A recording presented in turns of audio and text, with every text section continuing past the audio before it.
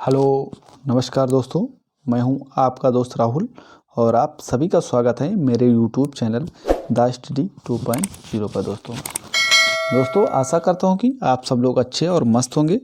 तो दोस्तों आज के इस महत्वपूर्ण लेक्चर में हम डिस्कस करेंगे 25 जनवरी 2024 के 10 मोस्ट इम्पोर्टेंट करंट अफेयर के क्वेश्चन। तो आप इस पूरे लेक्चर को बहुत ही ध्यान से लास्ट तक जरूर देखिएगा। लास्ट में आपसे एक क्वेश्चन पूछा जाएगा जिसका आंसर आपको कमेंट बॉक्स में जरूर से जरूर देना है दोस्तों।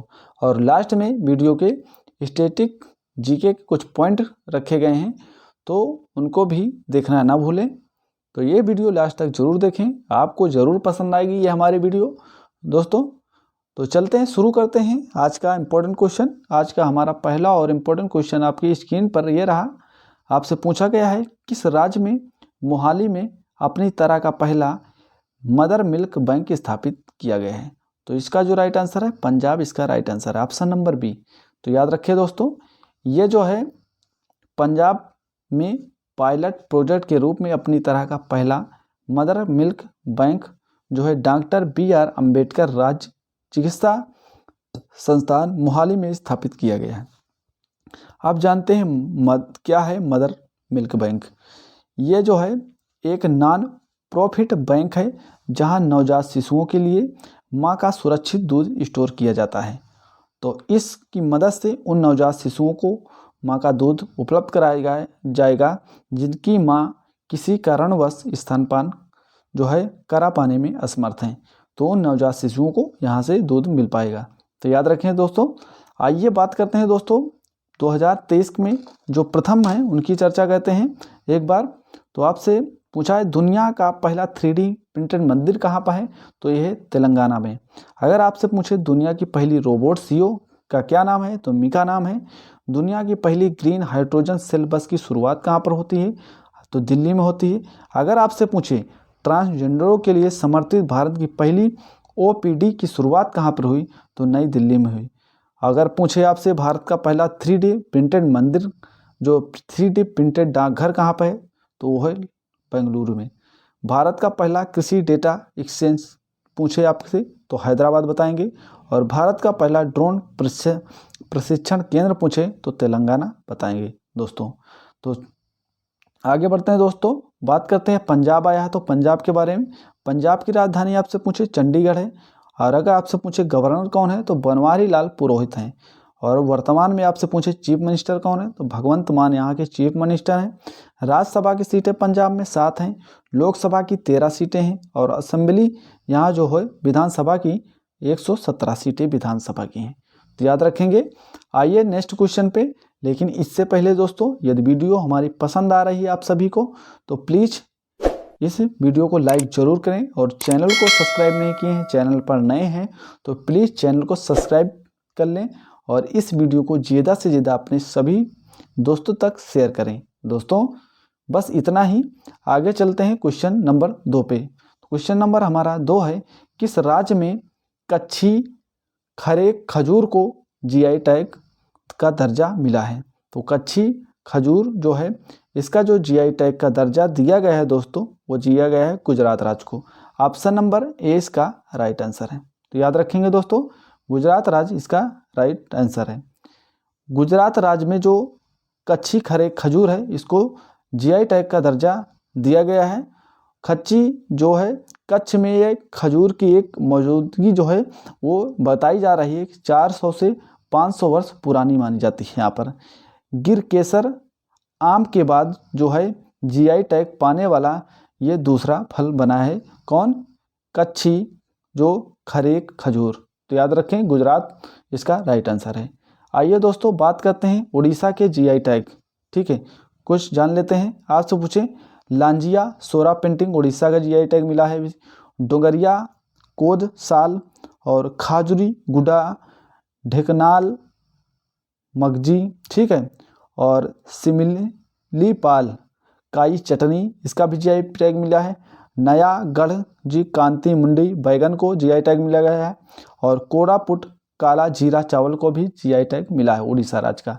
और बंगाल की बात करते हैं, पश्चिम बंगाल की, तो यहाँ पर तगलेंग साड़ी को GI टैग मिला है, गारस साड़ी को GI टैग मिला है, गोरी जो कोरियल साड़ी है उसको भी जीआई टैग इसका दिया गया है, पश्चिम बंगाल राज्य का। ठीक है, काली नुनिया चावल का भी जीआई टैग इसे मिला है। राम धुनी जो पागल चावल है ये पश्चिम बंगाल का जीआई टैग इससे दिया गया है। सुंदरबन शहद का जीआई टैग भी पश्चिम बंगाल को मिल चुका है। तो ये थे पश्चिम बंगाल और उड़ीसा राज्य के जीआई टैग। आइए दोस्तों बात करते हैं नेक्स्ट क्वेश्चन पे। क्वेश्चन नंबर 3 हमारा कि सशस्त्र सीमा बल के नए महानिदेशक कौन बने हैं। तो इसका जो राइट आंसर है Daljeet Singh Chaudhary, option number A इसका राइट आंसर है। दलजीत सिंह चौधरी जो हैं वो सशस्त्र सीमा बल के नए महानिदेशक बन चुके हैं। आइए दोस्तों बात करते हैं नेक्स्ट जो ये है कि जो दलजीत सिंह चौधरी हैं ये सशस्त्र सीमा बल के नए महानिदेशक बन चुके हैं और ये 1990 बैच के आईपीएस अधिकारी उत्तर प्रदेश कैडेट कोर के रह चुके हैं दोस्तों। आइए सशस्त्र सीमा बल के बारे में जानते हैं। ठीक है दोस्तों, इसकी स्थापना 1962 में इसकी स्थापना की जाती है और ये जो है चीन युद्ध के बाद 1963 में की गई है। ठीक है, और ये जो है सशस्त्र सीमा बल ये भारत नेपाल और भारत भूटान सीमा पर लगाई जाती है। ये गृह मंत्रालय के अंतर्गत ये काम करती है, तो याद रखें दोस्तों। आइए बात करते हैं कुछ महत्वपूर्ण नियुक्तियों की। आपसे पूछे WTO में भारत के अगले राजदूत कौन बने हैं, तो ये सेंथली पांडियन सी को बनाया गया है। और रक्षा मंत्रालय के जो महानिदेशक हैं वो बनाए गए हैं जो है समीर कुमार सिन्हा को बनाया गया है। अगर आपसे पूछे बिम्स्टेक के महासचिव कौन है, तो इंद्र मणि पांडे को बनाया गया है। और एशियाई विकास बैंक के कार्यकारी निदेशक जो हैं वो विकास शील को बनाया गया है। यूएन में भारत के स्थायी प्रतिनिधि कौन हैं, तो अरिदम बागची हैं। श्रीलंका में भारत का नया राजदूत तो ये संतोष झा। ठीक, कोटक महिंद्रा बैंक के नए अध्यक्ष तो CS राजन को बनाया गया है। और ITBP के महानिदेशक ये है राहुल रसकोत्रा, ITBP के महानिदेशक बन चुके हैं।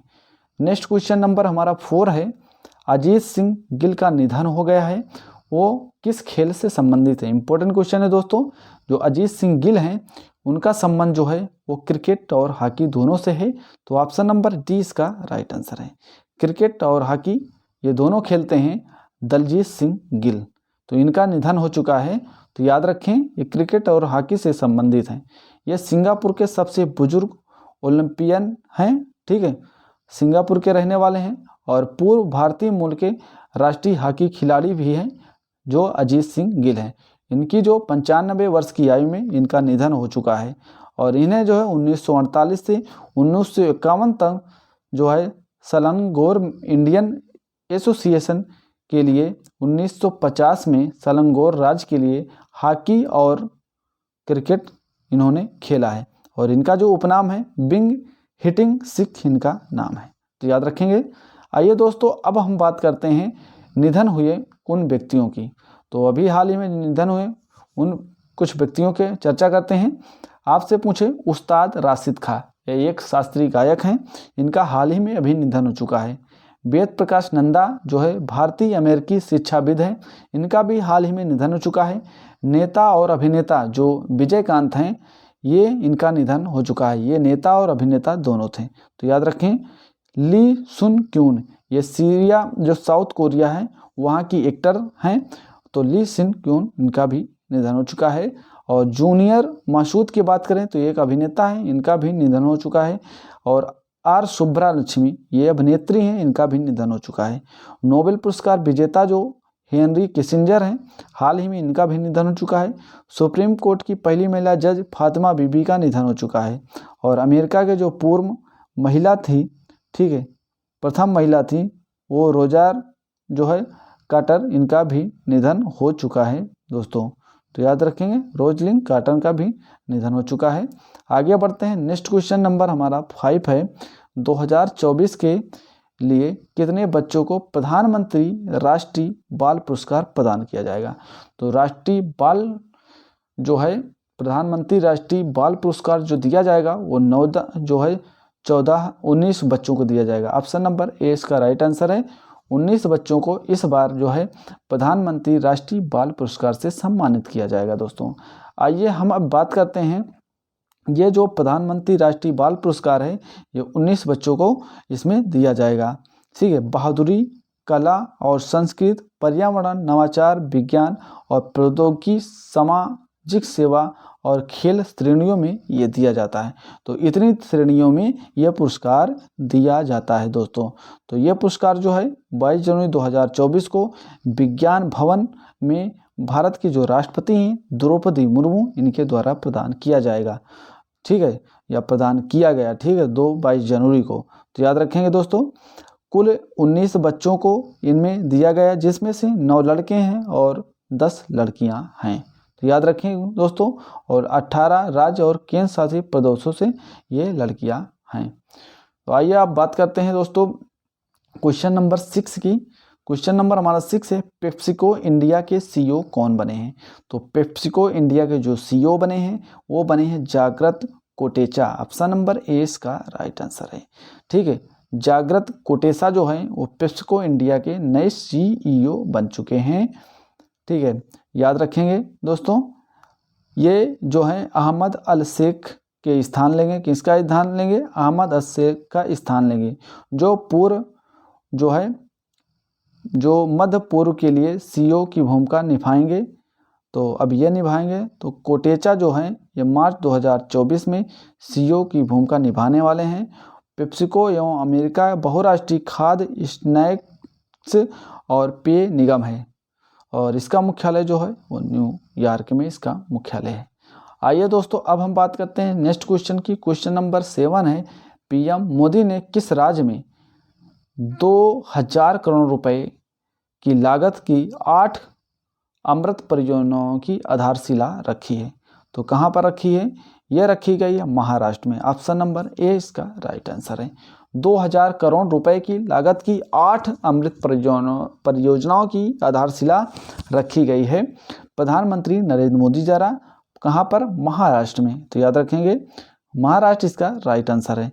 महाराष्ट्र के जो सोलापुर हैं वहाँ पर लगभग 2000 करोड़ रुपए की लागत से 8 परियोजना की आधारशिला रखी गई है। जो इसमें महाराष्ट्र में जो प्रधानमंत्री आवास योजना जो है शहरी के अंतर्गत, इसमें 90,000 से अधिक आवास राष्ट्र को समर्पित किए जाएंगे, और प्रधानमंत्री गरीब कल्याण योजना के लिए अगले 5 वर्ष तक जारी रहने की इसकी घोषणा है। तो प्रधानमंत्री आवास योजना की शुरुआत मुझे तो 25 जून 2015 को प्रधानमंत्री आवास योजना की शुरुआत होती है। तो याद रखेंगे। आइए दोस्तों, अब हम बात करते हैं, पीएम ने जो है 12 जनवरी को मुंबई में अटल बिहारी वाजपेयी जो नहावा सेवा अटल सेतु है उसका उद्घाटन किया है, और ये जो है 21.8 किलोमीटर लंबा है। याद रखेंगे, नवी मुंबई में स्थित यह भारत का सबसे लंबा समुद्री पुल होगा। कौन सा? अटल बिहारी वाजपेयी नहावा सेवा, ये जो होगा ये नई मुंबई के में स्थित भारत का सबसे बड़ा समुद्री जो होगा पुल ये होगा। पेंच टाइगर रिजर्व ये भारत का पहला डार्क स्काई पार्क बन चुका है। तो याद रखेंगे, ये सारी पॉइंटों को याद रखेंगे, करंट से संबंधित सभी पॉइंट हैं। आगे बढ़ते हैं, नेक्स्ट क्वेश्चन की बात करते हैं। क्वेश्चन नंबर 8, मत्स्य पालन प्रबंधन संयुक्त राष्ट्र खाद्य और कृषि संगठन की समिति का उपाध्यक्ष किसे चुना गया है? तो ये चुना गया है भारत देश को। ऑप्शन नंबर बी इसका राइट आंसर है दोस्तों।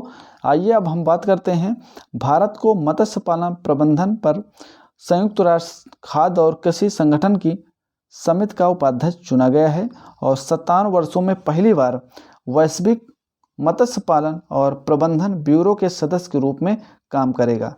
भारत में 2 करोड़ 80 लाख से अधिक लोग मत्स्य पालन और व्यवसाय से जुड़े हैं। तो कितने लोग? 2 करोड़ 80 लाख लोग इस व्यवसाय से जुड़े हैं। तो याद रखेंगे। अब हम आगे बढ़ते हैं दोस्तों, बात करते हैं FAO food and agriculture organization के बारे में। संयुक्त राष्ट्र की एक विशेष एजेंसी है FAO। तो याद रखेंगे, और ये जो है भुखमरी से बचने के लिए अंतर्राष्ट्रीय प्रयासों का नेतृत्व करती है, और इसकी स्थापना 1945 में होती है FAO की, और 16 अक्टूबर को विश्व खाद्य दिवस के रूप में भी मनाया जाता है हर साल। और इसका मुख्यालय जो है वो रोम इटली में है, और महानिदेशक है क्यू जो है क्यू डोंग्यू इसके जो हैं वो है महानिदेशक। क्वेश्चन नंबर, अब हम 9 की बात करते हैं। क्वेश्चन नंबर हमारा 9 है, खेलो इंडिया यूथ गेम 2024 की शुरुआत किस राज्य में की गई? तो खेलो इंडिया 2024 की जो शुरुआत की गई है वो तमिलनाडु राज्य में की गई है। ऑप्शन नंबर 20 का राइट आंसर है दोस्तों। तमिलनाडु राज्य में खेलो इंडिया 2024 की शुरुआत की गई है, खेलो इंडिया गेम की। ठीक है, खेलो इंडिया यूथ गेम के विजेता कौन कौन से हैं इसके बारे में चर्चा करते हैं। देखिए यहाँ पर संस्करण और यहाँ पर विजेता बताया गया है। 2018 में जो विजेता था वो हरियाणा था खेलो इंडिया यूथ गेम का, और 2019 में महाराष्ट्र था, 2020 में ये महाराष्ट्र था, 2021 में हरियाणा था और 2023 में भी महाराष्ट्र था खेलो इंडिया यूथ गेम का विजेता। तो याद रखेंगे दोस्तों। अब आइए नेक्स्ट क्वेश्चन, क्वेश्चन नंबर हमारा लास्ट है, क्वेश्चन नंबर 10। ठीक है, क्वेश्चन नंबर लास्ट हमारा क्वेश्चन नंबर 10 है। आपसे पूछा गया है, शिक्षा मंत्रालय के अनुसार कितने वर्ष से कम उम्र के विद्यार्थियों को कोचिंग सेंटर में नामांकित नहीं किया जाएगा? तो 16 वर्ष के, ऑप्शन नंबर डी इसका राइट आंसर है। 16 वर्ष के बच्चों को कोचिंग सेंटर में नामांकित नहीं किया जाएगा। तो याद रखें दोस्तों। आइए बात करते हैं, शिक्षा मंत्रालय ने कोचिंग सेंटरों को एक नया नियम जारी किया है। ठीक है, जिसमें 2024 का निर्देश जारी किया गया है, जिसके अनुसार कोई भी कोचिंग सेंटर जो होगा 16 वर्ष से कम विद्यार्थियों को नामांकन नहीं करेगा। कोचिंग केंद्रों को निर्देश दिया गया है कि वे अभिभावकों और विद्यार्थियों को जो भ्रामक वादे या रैंक या अच्छे अंक की गारंटी ना दें। दोस्तों ये जो कोचिंग केंद्र हैं ऐसे जो है ट्यूटर्स को नियुक्त नहीं कर सकते जिनके पास स्नातक स्तर से कम योग्यता है। तो जो टीचर होंगे ये स्नातक डिग्री के टीचर हो ही सकते हैं। तो बात करते हैं अब कल के क्लास का रिवीजन करते हैं दोस्तों। कल की क्लास का यहाँ पर रिवीजन करते हैं। ठीक है दोस्तों, तो कल की क्लास है पक्के, जो है कल की क्लास हमारी है पक्के पांग हार्नबिल फेस्टिवल किस राज्य में आयोजित किया गया है? तो ये अरुणाचल प्रदेश में। नेक्स्ट क्वेश्चन, शांति के लिए एशियाई बौद्ध सम्मेलन की 12वीं महासभा का आयोजन कहाँ पर किया गया है? तो नई दिल्ली में।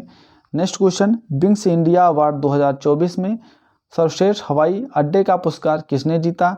तो ये जीता है बेंगलुरु और नई दिल्ली में। तो याद रखेंगे। फर्टिलाइजिंग द फ्यूचर पुस्तक किसने लिखी? तो मनसुख मंडाविया द्वारा ये पुस्तक लिखी जाती है। नेक्स्ट क्वेश्चन की बात करते हैं, 19वां गुट निरपेक्ष आंदोलन शिखर सम्मेलन 2024 किस देश में आयोजित किया गया? तो ये युगांडा में आयोजित किया गया। नेक्स्ट क्वेश्चन, ICICI बैंक ने कौन सा मोबाइल ऐप लॉन्च किया है? तो money to India app launch किया है। भीमराव अम्बेडकर की सबसे ऊंची प्रतिमा कहाँ स्थापित की जाएगी? तो विजयवाड़ा में स्थापित की जाएगी। चंद्रमा पर उतरने वाला 5वां देश कौन बचा है? तो ये बना है जापान। तो याद रखेंगे दोस्तों। नेक्स्ट क्वेश्चन है हमारा, कारो जो कोक बरोक दिवस 2024 किस राज्य में मनाया गया? तो ये त्रिपुरा का है। तो याद रखें त्रिपुरा में मनाया जाता है। गोल्ड रिजर्व के मामले में भारत का कौन सा स्थान है? तो ये 9वां स्थान है। याद रखेंगे दोस्तों। आइए अब हम बात करते हैं स्टैटिक जीके की दोस्तों। अब से पहला क्वेश्चन है हमारा, भारत एवं पाकिस्तान का विभाजन किस योजना के तहत हुआ है? तो माउंटबेटन योजना के तहत होता है। असहयोग आंदोलन प्रारंभ करने के समय भारत का वायसराय कौन था? तो लॉर्ड चेम्सफोर्ड वायसराय था।